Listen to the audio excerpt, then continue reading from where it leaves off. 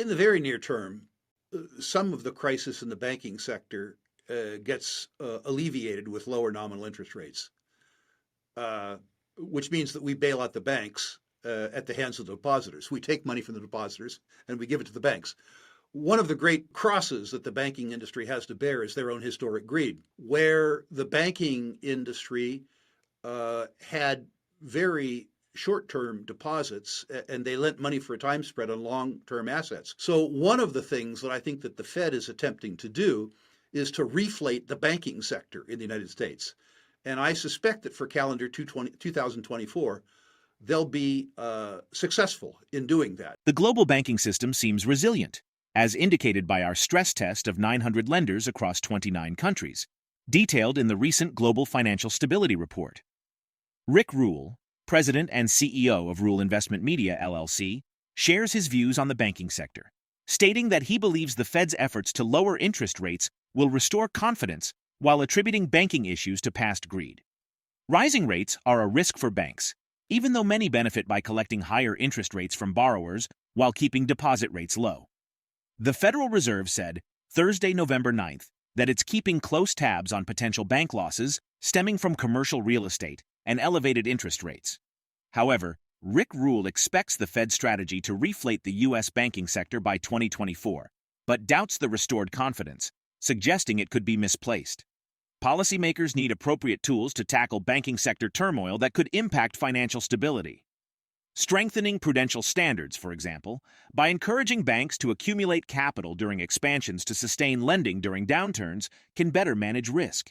He further highlights the importance of well-capitalized banks, citing examples like Bank of Hemet with 15% equity and larger regional banks with 20% equity. As Chair Grunberg noted, the banking industry remains well-capitalized. This means that banks have sufficient capital to absorb potential losses and maintain their stability. Well-capitalized banks are better equipped to weather economic challenges and safeguard the interests of their customers. RickRule emphasizes the significance of prudent bank selection, asserting, "I select my banks very carefully." Now we present the clips of RickRule's insights from his recent interview with ITM Trading. Before we continue to delve into this discussion, please subscribe to our channel and activate the bell icon for timely updates. In the very near term, some of the crisis in the banking sector gets alleviated with lower nominal interest rates, which means that we bail out the banks at the hands of the depositors. We take money from the depositors and we give it to the banks. One of the great crosses that the banking industry has to bear is their own historic greed, where the banking industry had very short-term deposits and they lent money for a time spread on long-term assets. When the interest rates rose, their cost of capital increased while their return on capital employed decreased, to the point where if you take many banks in the country right now and you look at their loan portfolios and mark them to market, which, by the way, the Fed doesn't require them to do, they're in fact insolvent. If you lower the interest rate, it lowers their cost of capital at the same time as it increases the nominal value of their bond portfolios. So one of the things that I think that the Fed is attempting to do is to reflate the banking sector in the United States. And I suspect that for calendar 2024, they'll be successful in doing that. Interesting. So banking reinstating sector, confidence in the banking sector? I think they will restore confidence in the banking sector. I think that confidence will be misplaced.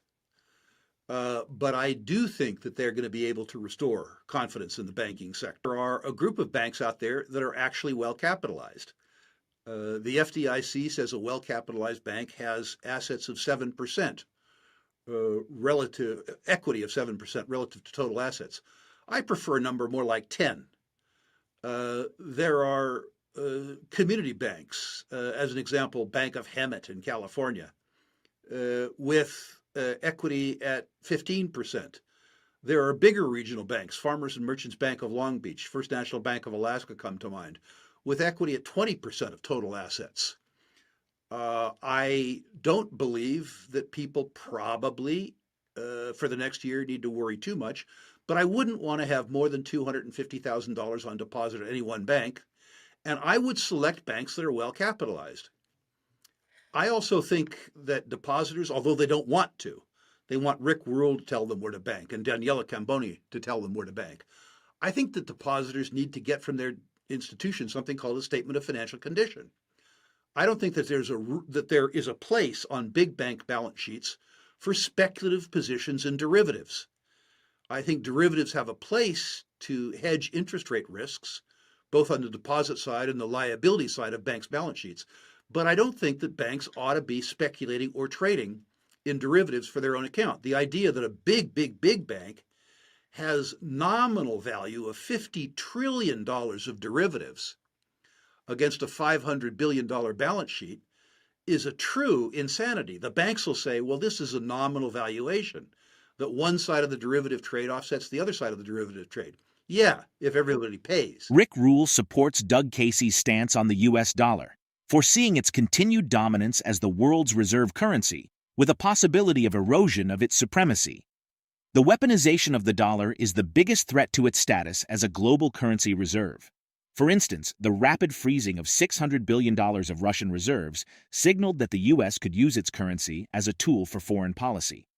Furthermore, he is doubtful about the BRICS currency, viewing it as a settlement mechanism that can be exchanged for U.S. dollars. The potential impact of a new BRICS currency on the U.S. dollar remains uncertain, with experts debating its potential to challenge the dollar's dominance. However, if a new BRICS currency was to stabilize against the dollar, it could weaken the power of U.S. sanctions, leading to a further decline in the dollar's value. Regarding the potential introduction of CBDC, RickRule expresses doubts, citing concerns about governments controlling citizens' assets and political beliefs. Even though 130 countries are exploring CBDCs, including all of the world's major economies, the topic is contentious. Critics argue that by storing massive volumes of currency and data in a single place, CBDCs would invite the kind of cyber attacks that could completely undermine them. Let's get back to the interview. A mutual friend, who of course lives in Argentina, Doug Casey, describes the US dollar as the worst currency in the world with the sole exception of all the others.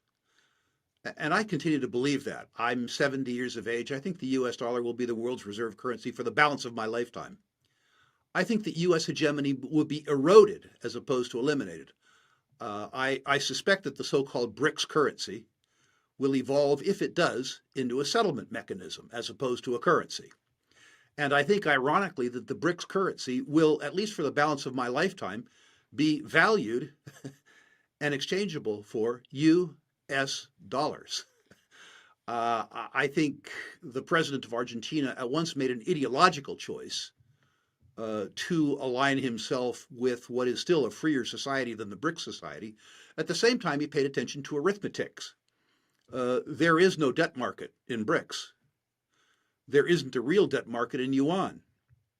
The BRICS, well, first of all, it doesn't exist, but it isn't convertible yet. There is no depth. I remember once Doug Casey saying to me, and to you, I think, in a conference, the US dollar is an IOU nothing. The euro, with 17 or 18 backers, is a who owes you nothing. The BRICS, with such stalwart credits as formerly Argentina, and if you look at who's applying to join it, would likely be fashioned a nobody owes you anything. Remember that an unbacked currency is just that, an unbacked currency. And imagine, if you will, in the BRICS, let's say that China runs a trade surplus with Russia.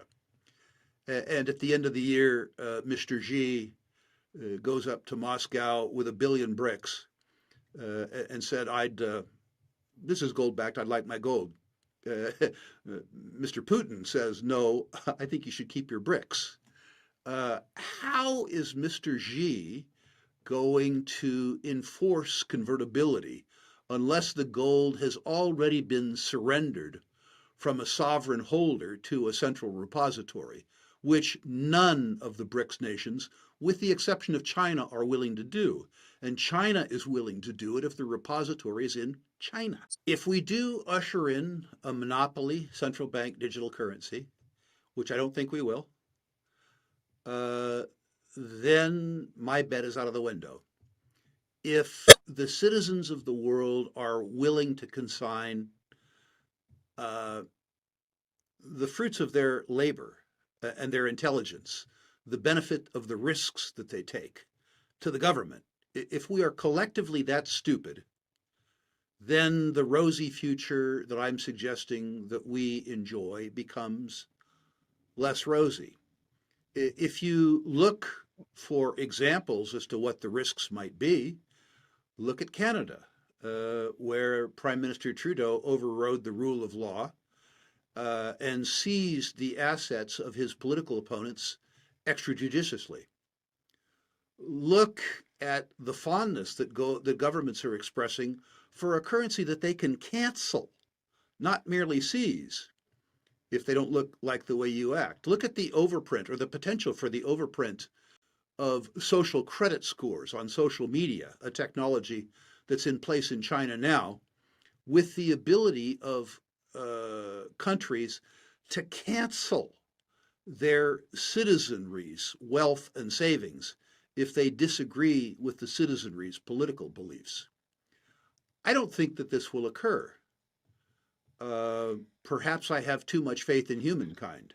Rising interest rates and a sluggish economy brought failures at Silicon Valley Bank, Signature Bank, and First Republic Bank in what is now called the banking crisis of 2023.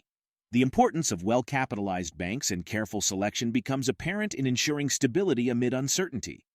In uncertain times, what key factors do you consider crucial when selecting a bank to ensure financial stability and security? Share your thoughts in the comment section below. If you find this video informative, don't forget to support our channel and turn on notifications to stay informed about our latest videos. See you in the next video.